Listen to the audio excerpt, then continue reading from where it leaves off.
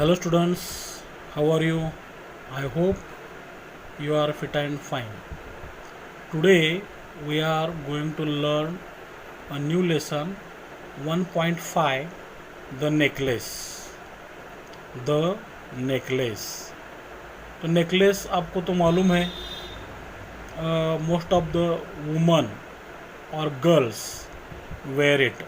Okay, लड़कियों को या महिलाओं को नेकलेस पहनने में बहुत खुशी होती है. तो ये नेकलेस, ये जो स्टोरी है, ऐसे ही एक स्टोरी, इसका मैं 2 मिनट में आपको एक स्टोरी बताता हूँ. इसमें एक मैटिल्डा नाम की अपनी कैरेक्टर है. मैटिल्डा वो बहुत ही ब्यूटीफुल होती है, लेकिन वो चाहती है कि उसकी शादी एक बड़े घर में हो, बड़े आदमी से हो. लेकिन अनफॉर्चुनेटली उसकी शादी एक मतलब मिडिल क्लास आदमी से होती है. वो बहुत ही नाखुश रहती है अपने घर की वजह से, क्योंकि उसके पास अच्छे ड्रेस नहीं होते थे, ज्वेलरी नहीं होती थी. तो एक दिन क्या होता है कि उसका जो पति है, उसका पति एक मिनिस्ट्री ऑफ एजुकेशन डिपार्टमेंट में काम करता था. एक बार एक दिन वो इनविटेशन लाता है कि उसको और उसकी बीवी को, दोनों को इनवाइट किया गया है पार्टी में. लेकिन वो सोचते हैं कि मैं नहीं आऊँगी, क्योंकि उधर जाने के लिए समझो मेरे पास अच्छे ड्रेस नहीं है, समझो कोई ज्वेलरी नहीं है. तो ऐसे तैसे उसका पति ड्रेस मैनेज करता है, ड्रेस उसको नया लेके देता है, लेकिन ज्वेलरी का प्रॉब्लम आता है. तो वो क्या करती है, अपनी एक फ्रेंड से ये नेकलेस उधार मांग के लाती है कि भाई मुझे 2 दिन के लिए वो नेकलेस चाहिए, 2 दिन के बाद मैं वापस करूँगी. लेकिन क्या होता है, वो पार्टी में वो नेकलेस कहीं खो जाता है. खो जाने के बाद अभी वो तो थोड़ा उसको डर लगता है, और वो दोनों मिलके, उसकी पति मैटिल्डा और उसका पति, वो दोनों क्या करते हैं, वैसे ही एक नेकलेस ज्वेलरी शॉप से ख़रीद के उसको उसके फ्रेंड को वापस कर देते हैं, मैटिल्डा के फ्रेंड को. ओके, फ्रेंड मतलब उसकी जो लड़की मतलब उसके बचपन की फ्रेंड थी, उसको वापस कर देते हैं. लेकिन वो इतना महंगा था समझो, तो वो वापस करने के लिए जितना पैसा उन्होंने उधार लिया था, कर्जा वगैरह लेके, वो चुकता करने के लिए उनको 10 साल लगते हैं. 10 साल. तो ज़िंदगी के 10 साल यहाँ पे उनके वेस्ट होते हैं एक नेकलेस की वजह से. लेकिन असली टर्निंग पॉइंट लास्ट में आता है. वो टर्निंग पॉइंट क्या है, वो हमको लास्ट में पता चलेगा. तो let's start the story. Matilda was a pretty and charming girl. Matilda एक बहुत ही pretty, beautiful and charming, attractive girl थी. Born as if by an error of fate.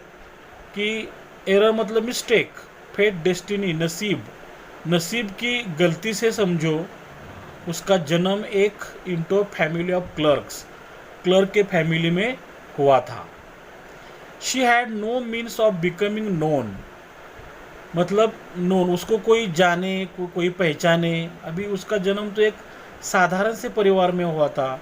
इसका मतलब कोई उसको जानता नहीं था, अंडरस्टूड कोई उसको समझने वाला नहीं था, लव्ड उसको कोई प्यार करने वाला नहीं था, और बी वेडेड और कोई उसकी शादी करे टू एन एरिस्टोक्रेट, कोई एरिस्टोक्रेट मतलब कोई रिच पर्सन उसको शादी करे, ऐसी कोई बात नहीं थी, क्योंकि वो एक नॉर्मल फैमिली में पैदा हुई थी.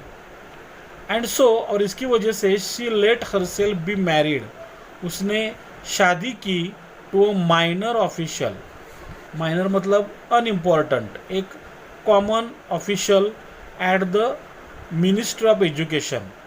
मतलब एजुकेशन डिपार्टमेंट में जो एक साधारण सा ऑफिशियल मतलब क्लर्क टाइप जो आदमी था, उससे उसकी शादी हुई. शी ड्रेस्ड प्लेनली, अब वो उसकी शादी भी एक साधारण से फैमिली में होने की वजह से उसके कपड़े जो थे वो सादे थे, प्लेनली थे, सिंपल थे, because she had never been able to afford anything better, क्योंकि उसको कभी भी अफोर्ड नहीं होता था एनीथिंग बेटर, उससे ज़्यादा अच्छे कपड़े पहनना, ज़्यादा अच्छे कपड़े खरीद लेना उसको अफोर्ड नहीं होता था, क्योंकि उसका पति भी एक साधारण सा क्लर्क ही था। शी सफर्ड एंडलेसली, उसको बहुत दुख होता था। फीलिंग, उसको लगता था शी वॉज एंटाइटल्ड, कि वो हकदार है किसकी, to all the luxuries of life, जिंदगी में जितनी भी लग्जरीज होती है, लग्जरीज मतलब enjoyment of expensive and beautiful things, उसकी सारी हकदार है, ऐसा उसको लगता था। वो क्यों नहीं मिलती लग्जरी उसको, है ना।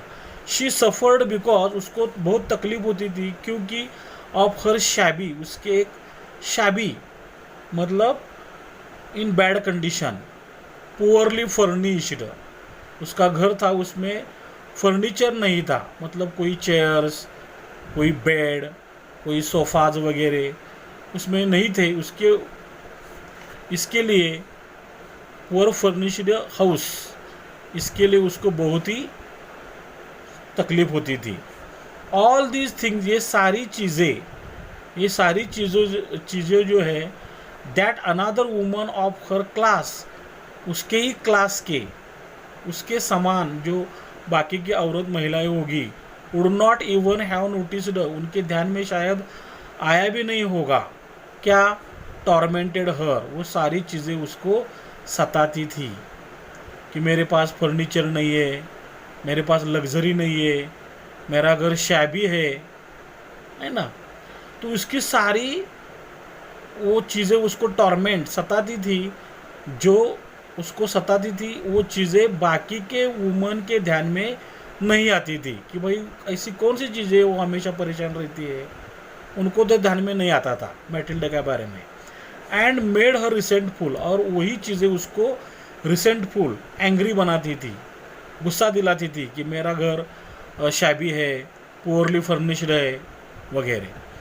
She dreamed of a grand palatial mention, वो हमेशा सपना दिखती थी कि मेरा घर भी एक बड़ा सा, पैलेशियल मतलब पैलेस जैसा, मैंशन हवेली हो, एक बंगलो हो मेरा, ऐसा वो हमेशा सपना देखती थी। विथ वास्ट रूम्स, उस बंगलो में, मैंशन में बड़े बड़े रूम्स हो, एंड इन्वाइटिंग स्मॉलर रूम्स, और बड़े छोटे छोटे अट्रैक्टिव रूम्स भी हो, ऐसा वो हमेशा सपना देखती थी। Perfumed for afternoon chats with close friends, और घर का सारा काम समझो 11-12 बजे तक ख़त्म होने के बाद आफ्टरनून के टाइम वो सारे अपने बड़े बड़े रूम्स में या छोटे वो रूम्स में परफ्यूम स्प्रेड करके अपने फ्रेंड के साथ चैट करे, क्लोज फ्रेंड के साथ चैट करे, ऐसा उसको हमेशा सपना आता था, वो सपना दिखती थी। ओके, यहाँ तक आपको समझ में आया होगा।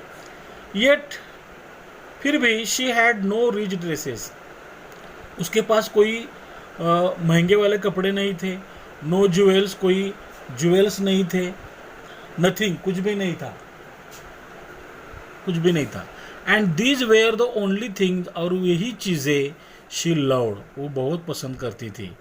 रिच ड्रेसेस, ज्वेल्स, यही सारी चीज़ें वो पसंद करती थी, लेकिन वही चीज़ें उसके पास नहीं थी। She wanted so much to charm, उसको लगता था वो चार्म, ब्यूटीफुल दिखे, अट्रैक्टिव दिखे, टू बी एनवीड, उसको देख के बाकी की उसके फ्रेंड्स, औरत जले, कि भाई देखो मैटिल्डा कैसी चार्म दिखती है, ब्यूटीफुल दिखती है, उसके पास इतना सारा ज्वेल्स है, ऑर्नामेंट्स है वगैरह, टू बी सॉट आफ्टर, और उसके जैसा बाकी की औरत बनने की कोशिश करे, उसको फॉलो करे, ऐसा उसको हमेशा लगता था। She had a rich friend, उसकी एक बहुत ही अमीर एक फ्रेंड थी, अ फॉर्मर स्कूलमेट, जो उसकी मतलब स्कूलमेट थी, फ्रेंड थी, एट द कॉन्वेंट मतलब इंग्लिश मीडियम की जो मिशनरी लोग, क्रिश्चियन मिशनरी लोगों की जो स्कूल होती है उसको कॉन्वेंट कहते हैं। तो कॉन्वेंट में उसकी एक फ्रेंड थी whom she अवॉइडेड विजिटिंग, जिसको वो अवॉइड करती थी, मतलब उसको मिलने के लिए कभी जाती नहीं थी। क्यों? बिकॉज क्योंकि उसको मिलने के बाद आफ्टरवर्ड्स, उसके बाद शी वुड वीप, वो रोती थी, विथ रिग्रेट, उसको बहुत पछतावा होता था, डिस्पेयर, बहुत वो निराश होती थी, एंड मिजरी, और उसके मिजरी, मिजरी मतलब अनहैप्पीनेस, है ना, कि सफरिंग की वजह से उसको बहुत तकलीफ होती थी और वो बाद में रोती थी। वन इवनिंग, एक शाम को क्या हुआ, हर हस्बैंड केम होम, उसका पति घर आया, विथ एन एयर ऑफ ट्रायम, कुछ तो जीत लिया है, कुछ तो जीत लिया है, ऐसे एटीट्यूड में बहुत खुश होके एक रात को उसका पति घर आता है, holding a large envelope in his hand, उसके हाथ में एक बड़ा सा लिफाफा एनवेलप होता है, और वो कहता है, लुक, देखो मैटिल्डा, देखो, ही सेड, उसने क्या कहा, here is something for you, तुम्हारे लिए मैंने कुछ लाया है, तुम्हारे लिए कुछ है। She tower open the paper, उसने वो लिफाफा फाड़ा, खोला, and drew out a card, उसमें से एक इनवाइटिंग कार्ड बाहर निकाला, on which was printed the words, और लिफाफे में कुछ तो वर्ड्स लिखे थे। क्या वर्ड्स थे वो? अभी हमें मालूम है, हमें हमें शादी का न्योता मिलता है, शादी का वेडिंग कार्ड हमें मिलता है, और कुछ समझो होम सेरेमनी का कार्ड हमें मिलता है, तो उसमें कुछ तो इनवाइटिंग वर्ड्स रहते हैं। तो उसमें वर्ड्स क्या थे?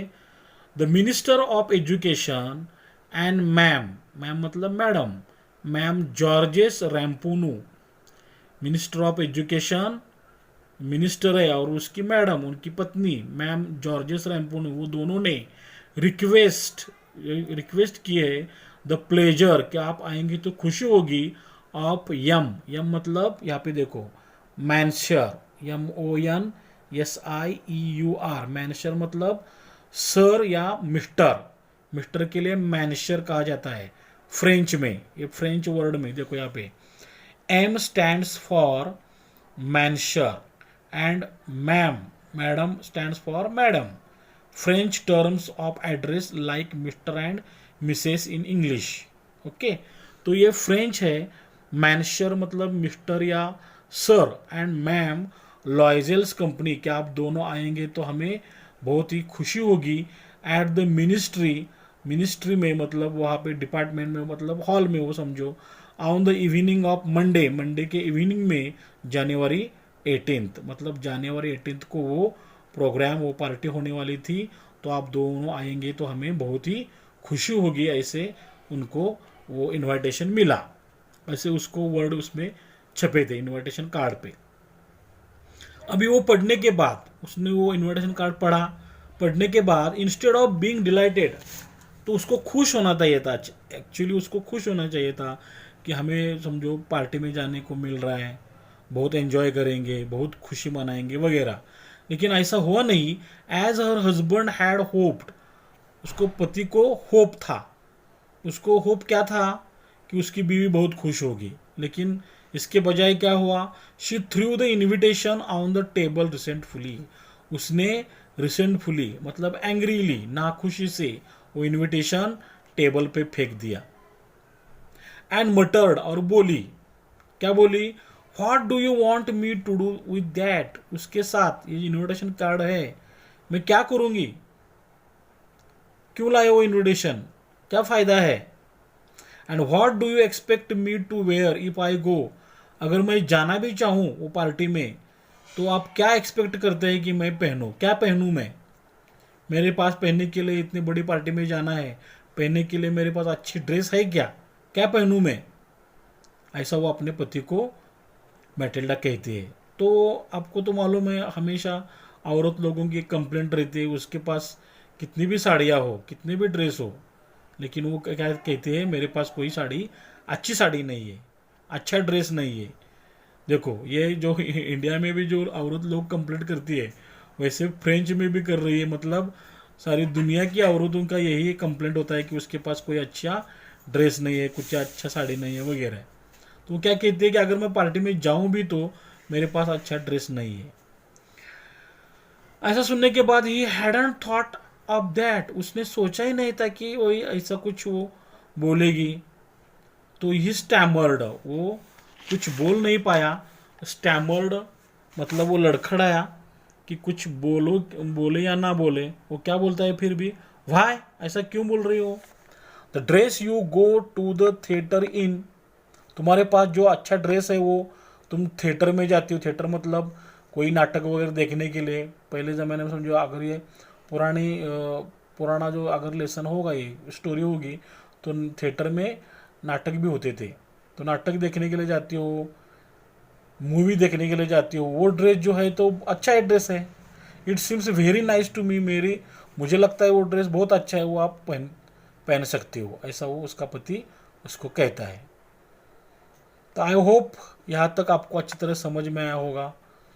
तो समझो ये पैसेज अगर अपने एग्ज़ाम में आता है तो इस पे किस तरह के क्वेश्चंस होंगे, ग्रामेटिकली ग्रामर सेंटेंसेस कौन से होंगे, वो हम देखेंगे। ओके, तो क्वेश्चन कैसा रहेगा? Suppose question, read the following passage and do the activities. ये 10 मार्क ले क्वेश्चन रहेगा। समझो पैसेज हमने अभी देखा है, पैसेज नंबर 1, समझो पैसेज पेज नंबर 18 से 19 तक। समझो मैटिल्डा वॉज अ प्रेटी से लेके हमने वेरी नाइस टू मी, यहाँ तक हमने अभी पैसेज समझा है अच्छी तरह से। तो किस तरह का क्वेश्चन रहेगा? समझो क्वेश्चन नंबर 1 में जो समझो एक पहला रहेगा, समझो सपोज ऐसा रह सकता है, write whether the following statements are true और false. Okay, rewrite the false ones correctly. तो कभी कभी हमें जो सेंटेंस देंगे तो ट्रू है या फॉल्स है हमें बताना है। अगर वो करेक्ट करके लिखने के लिए बोले तो करेक्ट करके लिखना है। समझो suppose Matilda wedded to an aristocrat, Matilda ने एक बहुत ही खानदान श्रीमंत आदमी से ब्याह किया, तो ये फॉल्स है ना। तो करेक्ट करेंगे कैसे? Matilda wedded to a minor official. Second one, Matilda had rich dresses and jewels, Matilda के पास बहुत ही अच्छे कपड़े, ज्वेल्स ऑर्नामेंट्स थे, फॉल्स है। तो Matilda had no rich dresses and jewels, ये हमें लिखना है। Third one, Matilda was happy to see the card, invitation card देख के वो बहुत ही खुश हुई, ये भी फॉल्स है। तो करेक्ट क्या है? Matilda was not happy to see the card. The party was on January 18, जनवरी 18 को पार्टी थी, ये ट्रू है। तो इस तरह से हमें लिखना है। सपोज फर्स्ट क्वेश्चन में ये भी क्वेश्चन हो सकता है, right who said the following sentences and to whom, नीचे दिए हुए सेंटेंस किसने किससे कहा है। ओके, तो देखो here is something for you, ये सेंटेंस किसने किससे कहा? तो ये Matilda's husband said this to Matilda. Okay, what do you want me to do with that, इसका मैं क्या करूं, ऐसा किसने कहा है? तो Matilda said this to her husband. Third one, what do you expect me to wear if I go, अगर मैं जाऊं भी पार्टी में तो मैं क्या पहनूं, ऐसा तुम एक्सपेक्ट करते हो? Matilda said this to her husband. Okay, why the dress you go to the theatre in, जो ड्रेस तुम पहन के थिएटर जाती हो, it seems very nice to me, वो ड्रेस मुझे बहुत ही अच्छा लगता है, ये किसने कहा है? Matilda's husband said this to Matilda. Okay, और एक क्वेश्चन समझो इसमें हो सकता है, complete the following. Complete the following मतलब हमें एक सेंटेंस दिया जाएगा और जो आधा होगा उसे हमें कंप्लीट करके लिखना है। तो कंप्लीट करने के लिए हमें पैसेज अच्छी तरह से पढ़ना है और पढ़ के ही लिखना है। वो half of the sentence you will get in the passage. She suffered endlessly feeling dot dot dot, तो हमें कंप्लीट करने के लिए पैसेज अच्छे से पढ़ना है। She suffered endlessly feeling she was entitled to all the luxuries of life. Okay, तो अच्छी तरह से पैसेज पढ़ेंगे तो हमें उसका रिमेनिंग पार्ट मिल जाएगा। She dressed plainly because, because क्यों? She dressed plainly because she had never been able to afford anything better, उसको अच्छे कपड़े पहनने के वो अफोर्ड नहीं कर सकती थी. She tore open the paper and, उसने वो पेपर ओपन किया एंड और क्या हुआ, she tore open the paper and drew out a card, उसने एक कार्ड बाहर निकाला on which was printed the words, जिसपे कुछ वर्ड लिखे थे. इंस्टेड ऑफ बीइंग डिलाइटेड, खुश होने के बजाय क्या हुआ, instead of being delighted she threw the invitation on the table resentfully, उसने वो जो इन्विटेशन था वो टेबल पे गुस्से से फेंक दिया. ओके. क्वेश्चन नंबर 2 किस प्रकार का रहेगा, आंसर द फॉलोइंग क्वेश्चंस. समझो एक रहेगा तो 2 मार्क के लिए रहेगा, ये 2 मार्क्स के लिए. Why was Matilda married to a minor official, Matilda चाहती थी कि उसकी शादी एक श्रीमंत आदमी से हो, है ना, रिच पर्सन से हो, लेकिन उसने एक माइनर ऑफिशियल से शादी क्यों की. तो इसका समझा आंसर हम ऐसे लिख सकते हैं, Matilda was a pretty and charming girl. Okay. She was born into family of clerks. She had no means of becoming known, उसे कोई जाने, अंडरस्टूड, उसे कोई समझे, लव्ड, उससे कोई प्यार करे, और be wedded to an aristocrat, और कोई एरिस्टोक्रेट रिच पर्सन उससे शादी करे, ऐसी उसमें कोई बात नहीं थी. तो so she was married to a minor official, इसलिए उसने क्या किया, एक माइनर ऑफिशियल से शादी की. सेकंड क्वेश्चन समझो, why did Matilda weep with misery after visiting her schoolmate, अपने स्कूलमेट्स को, अपने फ्रेंड को मिलने के बाद मैटिल्डा दुख से क्यों रोती थी. Matilda had no rich dresses, Matilda के पास रिच ड्रेस नहीं थे. नो ज्वेल्स नहीं थे. And these where the only things, और यही जो चीज़ें थी, रिच ड्रेसेस, ज्वेल्स, यही वो चीज़ें थी, शी लव्ड, जिससे वो बहुत प्यार करती थी. She had a rich friend, उसके एक बहुत ही रिच फ्रेंड थी. शी हैड ऑल थिंग्स, उसके पास लेकिन ये सब चीज़ें थी, रिच ड्रेसेस थे, ज्वेल्स थे, विच मैटिल्डा हैडंट, जो मैटिल्डा के पास नहीं थी. So Matilda wept with misery after visiting her schoolmate, इसलिए अपने स्कूलमेट को मिलने के बाद वो रोती थी. क्वेश्चन नंबर समझो 3 क्या रहेगा, डू एज डायरेक्टेड. क्या करने के लिए बोला है हमें, जो भी करने के लिए बोलेंगे वो हमें वो करना है. Activity 1, match the following nouns with their adjective. तो ए और बी में, ए कॉलम में हमें नाउन्स दिए, एडजेक्टिव दिए हैं, और बी कॉलम में नाउन्स दिए, हमें वो मैच करने हैं. समझो ए में चार्मिंग, पैलेटियल, क्लोज, फॉर्मर. बी में कौन से नाउन है, मैंशन, स्कूलमेट, गर्ल, फ्रेंड्स, हमें ज्वाइन करने हैं. कैसे, चार्मिंग गर्ल, देखो चार्मिंग गर्ल, एग्जाम में ऐसे हमें लाइन नहीं खींचनी है, ऐसे लिखना है, चार्मिंग गर्ल.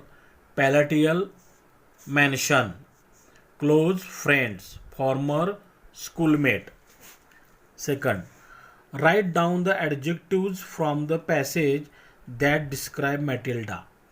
तो कम से कम 2 एडजेक्टिव लिखने जो मैटिल्डा को डिस्क्राइब करते हैं. तो मैटिल्डा कैसी थी, प्रेटी थी, चार्मिंग थी.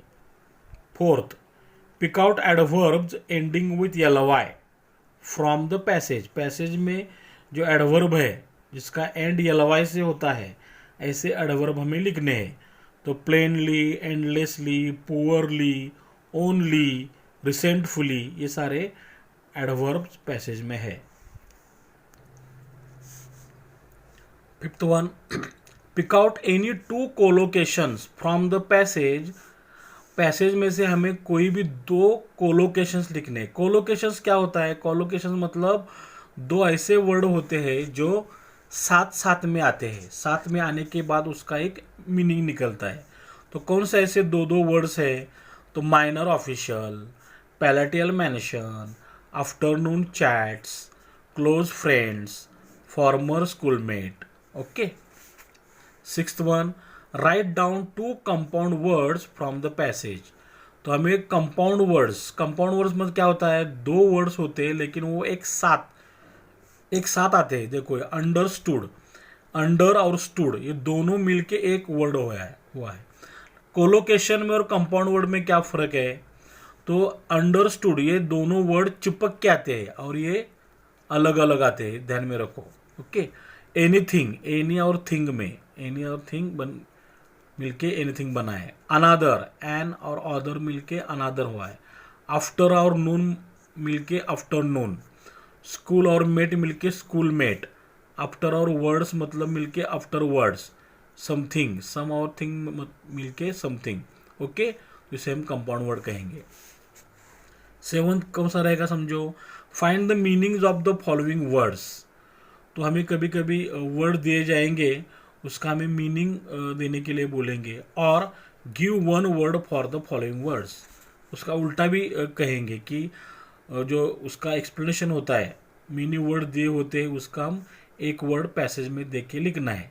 समझो एरिस्टोक्रेट दिया तो हमें वेरी रिच पर्सन लिखना है। अगर वेरी रिच पर्सन दिया तो हमें पैसेज में ढूंढ के एरिस्टोक्रेट लिखना है। Okay, office worker official, in a simple way plainly, to have enough money afford, enjoyment of expensive and beautiful things luxuries, in a bad condition shabby, mentally suffering torment, feel angry resentful, like a palace palatial, a large house mansion, the power of delighting charm,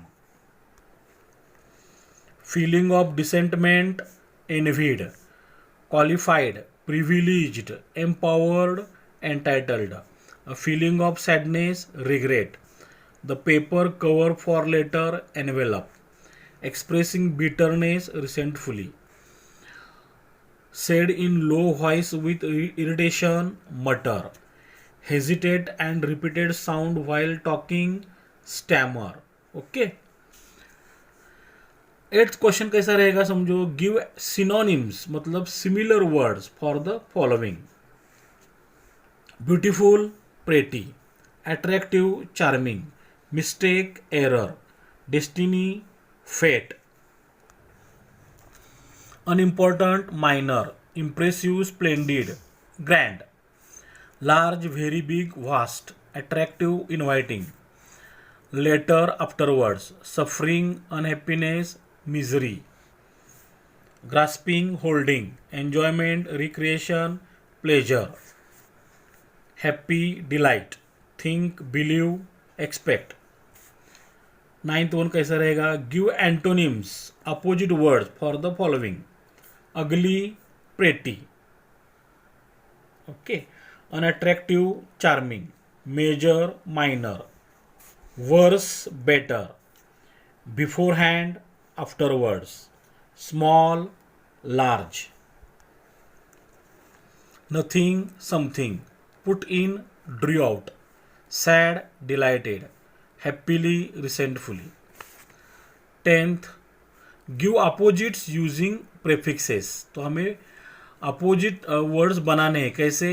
prefix use करके। Prefix मतलब जो भी word दिया है, समझो understood, तो इसके पहले कुछ वर्ड हमें लिखने हैं, लेटर्स लिखने हैं, उसको हम प्रेफिक्स कहते हैं। अंडरस्टूड, मिसअंडरस्टूड, देखो ये मिस को, या अंडरस्टूड के पहले जो 3 लेटर आए हैं मिस MIS, उसे हम प्रेफिक्स कहते हैं।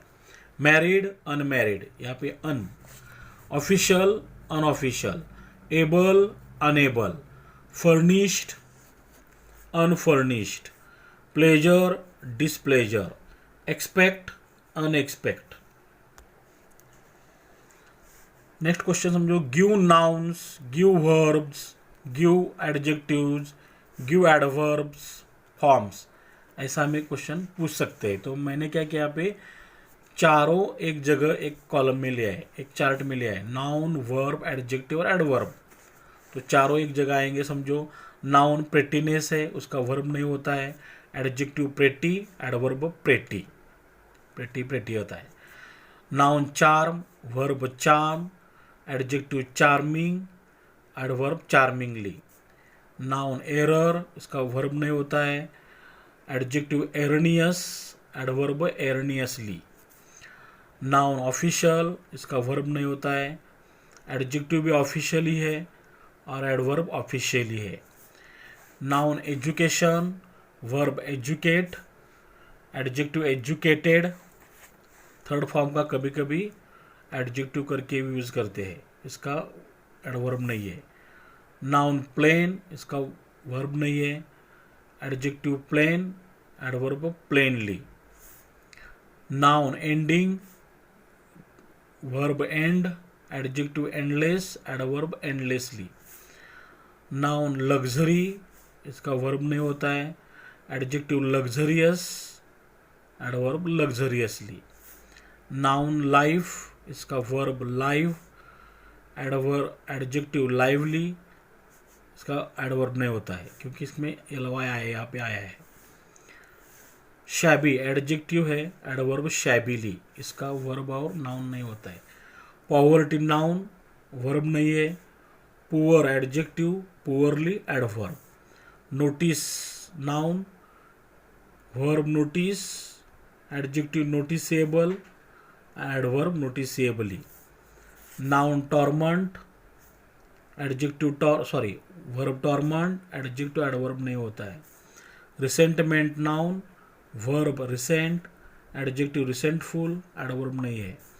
ड्रीम नाउन, वर्ब भी ड्रीम ही है, adjective dreamy, adverb dreamily. Grandness noun, इसका वर्ब नहीं होता है, adjective grand, adverb grandly. Palace noun, verb नहीं होता है, पैलेशियल, एडजेक्टिव, एडवर्ब नहीं होता है। वास्ट एडजेक्टिव, एडवर्ब वास्टली, इसका नाउन और वर्ब नहीं होता है। Invitation noun, invite verb, inviting adjective, adverb नहीं होता है। Closeness noun, close verb, close adjective, closely adverb. Only, only और ओनली दोनों एडजेक्टिव और एडवर्ब फॉर्म है, इसका नाउन और वर्ब नहीं होता है। Envy noun, verb envy, adjective दो तरह से होते हैं, एनवेबल या एनवियस, इसका एडवर्ब नहीं होता है। रिचेस नाउन, इसका वर्ब नहीं होता है, rich adjective, richly adverb.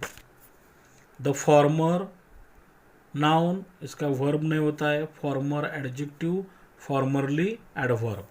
Avoidance noun, avoid verb, avoidable adjective, adverb नहीं होता है। Regret noun, regret verb, regretful adjective, regretfully adverb. Despair noun, despair verb, despairing adjective, adverb नहीं होता है। माइजर या मिजरी, माइजर या मिजरी नाउन, वर्ब नहीं है। Miserable adjective, adverb miserably. Large adjective, largely adverb, इसका नाउन और वर्ब नहीं होता है। लुक नाउन, लुक वर्ब, इसका एडजेक्टिव एडवर्ब नहीं होता है। Tear noun, verb tear, adjective tearful, adverb नहीं होता है। Draw noun, draw verb, drawn adjective, adverb नहीं होता है। Pleasure noun, please verb, pleasurable adjective, adverb नहीं होता है। Delight noun, delight verb, delightful या delighted adjective, delightfully adverb. Resentment noun, resent verb, resentful adjective, resentfully adverb. Expectation noun, expect verb, expectant adjective, expectantly adverb. Niceness noun, इसका verb नहीं है, nice adjective, nicely adverb. Question number 4 जो है वो grammar के sentence रहेंगे। Grammar do as directed grammar के sentence रहेंगे। समझो सपोज किस तरह के रहेंगे, शायद Matilda was a pretty and charming girl. क्या करने के लिए बोला है? Identify the non finite verb and state it's kind. इसमें नॉन फाइनाइट वर्ब कौन सा है? तो समझो यहाँ पे charming non finite verb, ING form जिसका वर्ब का होता है उसे भी नॉन फाइनाइट के बहुत सारे प्रकार है, लेकिन इसमें ये चार्मिंग आया है। और गर्ल है नाउन है, नाउन के पहले चार्मिंग आए तो ये एडजेक्टिव है। देखो charming adjectival present participle, present participle charm को हमने आईएनजी यहाँ पे लगा के प्रेजेंट पार्टिसिपल बनाया है। ये प्रेजेंट पार्टिसिपल है और गर्ल का एडजेक्टिव है। ओके, तो ये नॉन फाइनाइट वर्ब है। Second, she had no means of becoming known. Add a question tag, add a question tag करने के लिए हमें ये सेंटेंस पहले लिखना है जैसे कि तैसे। She had no means of becoming known comma, देखो यहाँ पे नो आया है मतलब ये निगेटिव सेंटेंस है, और ये हैड इसका मतलब ये पास्ट है, तो सब्जेक्ट प्लस V2, ये हैव का पास्ट है तो इसलिए हमें डिड लेना है। सिंपल पास्ट रहेगा तो हम डिड लेते हैं, नो है करके हमें अफर्मेटिव बनाना है, did she. Okay, she dressed plainly because she had never been able to afford anything better. Identify the subordinate clause and name it. देखो यहाँ से लेके यहाँ तक ये बड़ा सेंटेंस है, तो यहाँ से लेके यहाँ तक जो बड़ा सेंटेंस उसमें दो छोटे छोटे सेंटेंस है, उसमें से उसे हम क्लॉज कहते हैं, दो सेंटेंस को क्लॉज कहते हैं। हमें यहाँ पे सबऑर्डिनेट क्लॉज ढूंढने के लिए बोला है, तो ये सेंटेंस में एक रहेगा वो मेन क्लॉज रहेगा। मेन मतलब उसका पूरा मीनिंग निकलेगा और दूसरा उसका अधूरा मीनिंग निकलता है जो मेन पे डिपेंड होता है। समझो ए में देखा, ए में शी ड्रेस्ड प्लेनली, वो प्लेनली सादी ही कपड़े पहनती थी, ये मेन क्लॉज है, इसका पूरा मीनिंग निकलता है शी ड्रेस्ड प्लेनली। और सबऑर्डिनेट मतलब इस पे डिपेंड होने वाला कौन सा क्लॉज है, because she had never been able to afford nothing better, क्योंकि उससे वो ज़्यादा अफोर्ड नहीं कर सकती थी, क्योंकि, तो इसका अपूरा मीनिंग निकलता है, अधूरा है, इसलिए वो subordinate adverb clause of because से रीज़न क्या रीज़न है उसके सादे कपड़े पहनने का, है ना, तो रीज़न है। बिकॉज से शुरू होता है, ध्यान में रखो, बिकॉज से शुरू होता है। She suffered endlessly, underline the verb and tell the tense. इसमें वर्ब कौन है, सब्जेक्ट के बाद वर्ब आता है, तो सफर्ड, ये वर्ब सफर्ड है। और टेंस कौन सा है, तो समझो subject plus V2 plus O, subject V2 plus O, मतलब ये टेंस है सिंपल पास्ट टेंस। हमें फॉर्मूले याद होनी चाहिए, simple past tense. She suffered because of her shabby house, यहाँ पे क्या करने के लिए बोला है, मेक और रिराइट एज वर्बल और येस नो टाइप और रिटोरिकल और इंटरोगेटिव सेंटेंस। चार तरह के जो सेंटेंस बनाने हैं उसका स्ट्रक्चर एक जैसा ही है, verbal, yes no type, rhetorical, interrogative, structure एक जैसा ही है। तो कैसे बनाना है हमें, समझो यहाँ पे वर्बल बोला है, वर्बल मतलब वर्ब से शुरू होने वाला। शी सफर्ड, देखो यहाँ पे वर्ब से शुरू होने मतलब हेल्पिंग वर्ब होना चाहिए, इस सिंपल पास्ट है, यहाँ पे शी सफर्ड है, सिंपल पास्ट है, तो हमने क्या किया, ये अफर्मेटिव सेंटेंस है करके डिडंट आगे लिया है। सिंपल पास्ट है तो हमें डिड ये वर्ब लेना है, ये अफर्मेटिव करके डिडंट लिया है, डिडंट शी, अभी डिडंट लिया करके सफर्ड का first form suffer, didn't she suffer because of her shabby house, question mark. ये हो गया हमारा वर्बल क्वेश्चन, इसे हम येस नो टाइप क्वेश्चन भी कहते हैं क्योंकि इसका आंसर हमें येस और नो दे सकते हैं। रिटोरिकल मतलब किसी क्वेश्चन का आंसर एक्सपेक्ट नहीं होता है तो इसे हम रिटोरिकल क्वेश्चन कहते हैं। और इंटरोगेटिव मतलब ये क्वेश्चन ही आते हैं, तो ये चार टाइप के लिए हमें ये स्ट्रक्चर बनाना है। रिटोरिकल मतलब क्या, क्वेश्चन होता है लेकिन इसका आंसर हमें नहीं देना होता है। समझो कोई हमें कहे तुम क्या मुझे मूर्ख समझते हो क्या, तो ऐसा कहेंगे तो हम हाँ मैं तुम्हें मूर्ख समझता हूँ, ऐसे आंसर नहीं देते हैं ना, तो इसके लिए हम रिटोरिकल क्वेश्चन कहते हैं।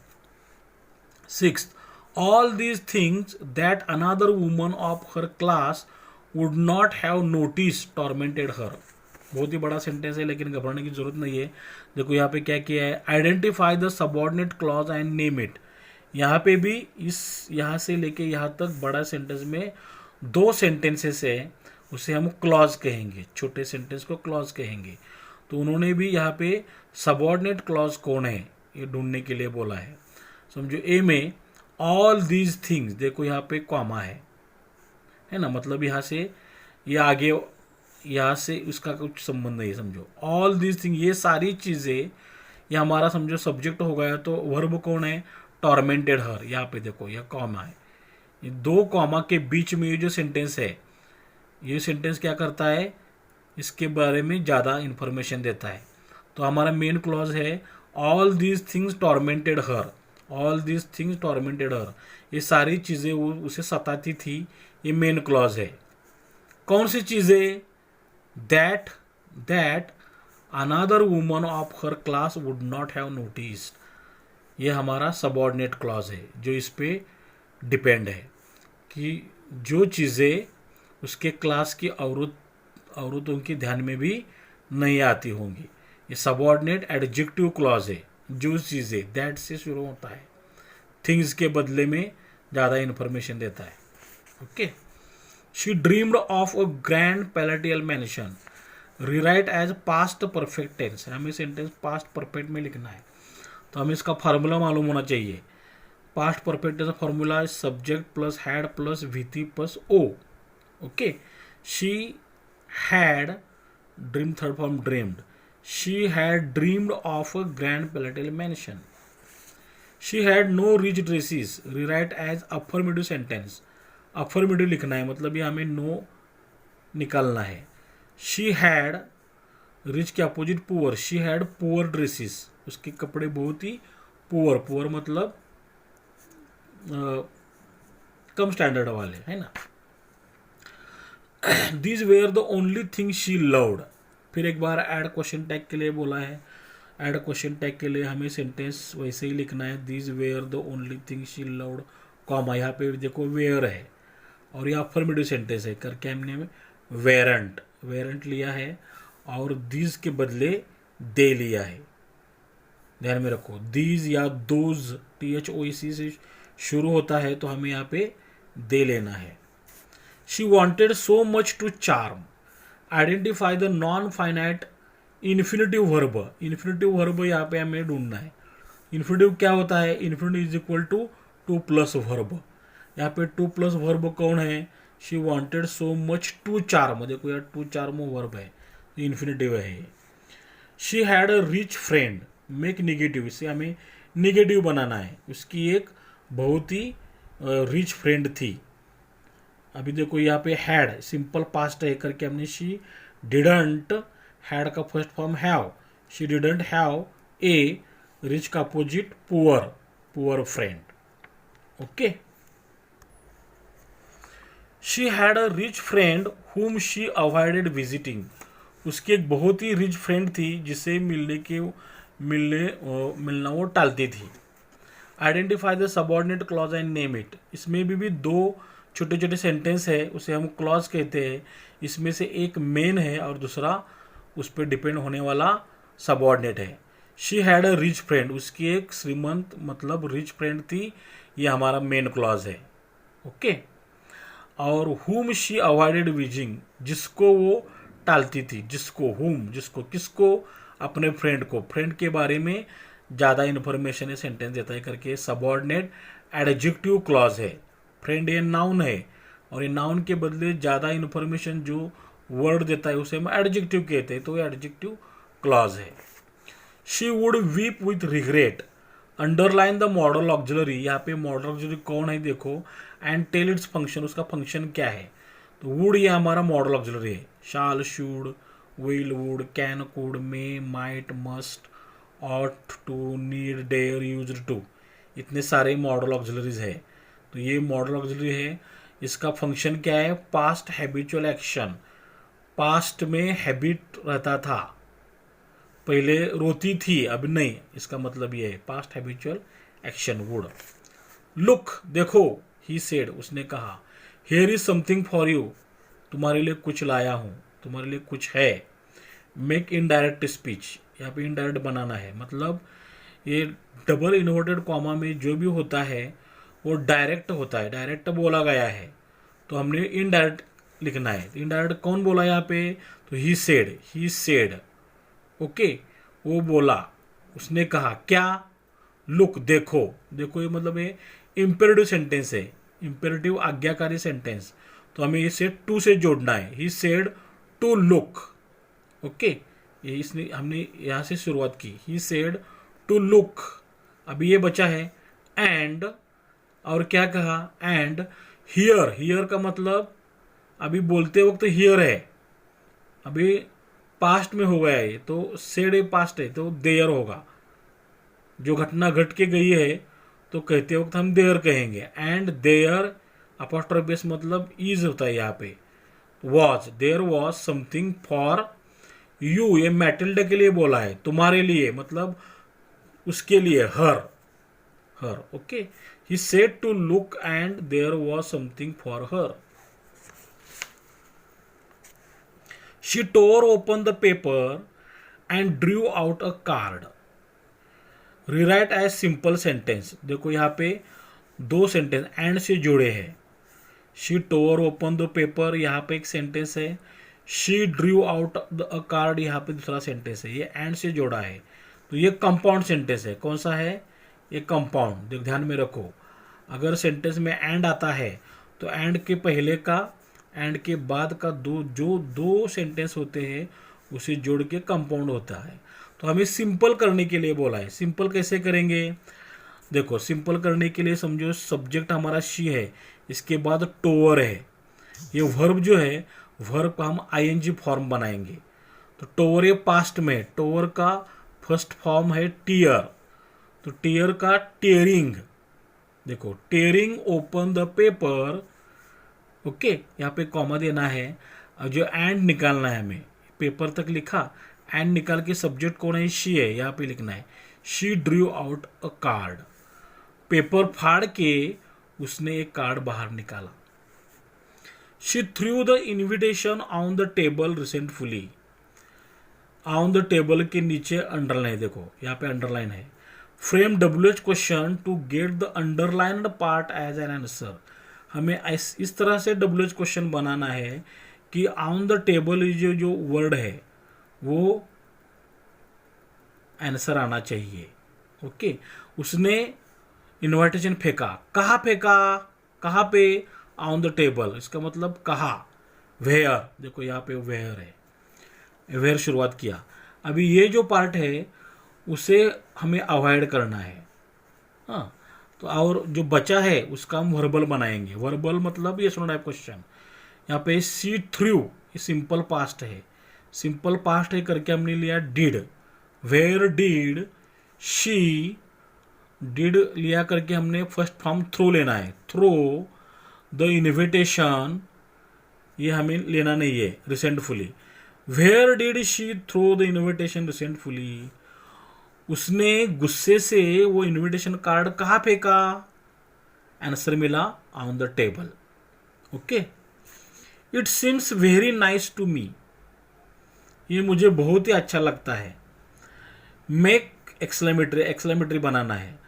देखो एक्सक्लेमेटरी बनाने के लिए हमें क्या करना है, अगर सेंटेंस में ए और एन, ए और एन, ये समझो ये आर्टिकल्स है, ए और एन रहेंगे तो उसकी शुरुआत हम व्हाट से करेंगे, व्हाट से। अगर नहीं है तो हाउ से करेंगे। देखो हमने हाउ से की है क्योंकि सेंटेंस में ए और एन आर्टिकल नहीं है, तो हाउ से किया। हाउ से शुरुआत करने के बाद सेंटेंस में अगर देखो वेरी होता है, टू होता है, सो होता है, एक्सट्रीमली होता है ना, इसके वेरी, टू, सो, एक्सट्रीमली ये हमें अवॉइड करना है, ये नहीं लेना है, इसके बाद का पार्ट लेना है। समझो हाउ नाइस, ये एडजेक्टिव फक्त यहाँ लिया, यहाँ पे यहाँ तक हाउ नाइस, देखो हाउ नाइस सब्जेक्ट और वर्ब, बाद में सब्जेक्ट वर्ब लेना है। It seems, how nice it seems to me, exclamatory mark. और हमारा लास्ट का क्वेश्चन A5 का जो रहता है वो पर्सनल रिस्पॉन्स क्वेश्चन रहता है। पर्सनल रिस्पॉन्स मतलब इसका आंसर हमें खुद से देना होता है, खुद से देना है। मतलब जो पैसेज रहता है, पैसेज में जो कंटेंट होता है, कंटेंट पे डिपेंड वो क्वेश्चन होता है। देखो, इज एनी वन एंटाइटल्ड, कोई भी एंटाइटल्ड होता है क्या, उसको अधिकार होना चाहिए क्या, to all luxuries of life, जिंदगी के सारे लग्जरीज पाने के लिए, due to reasons of birth, कि उसका बर्थ, मेरा बर्थ यहाँ पे हुआ है, और अदर इनेट क्वालिटीज, नेचुरल क्वालिटीज। मतलब किसी भी आदमी को उसकी बर्थ की वजह से, इनबॉर्न, कहाँ पे भी वो जन्मा हो, उसकी क्वालिटीज़ की वजह से खास अधिकार मिलने चाहिए क्या, लग्जरीज ऑफ लाइफ पाने के लिए। मतलब कोई भी आदमी को जिंदगी में अपने किसी भी जगह वो जन्मा हो, उसे वो लग्जरीज पाने का अधिकार होता है क्या।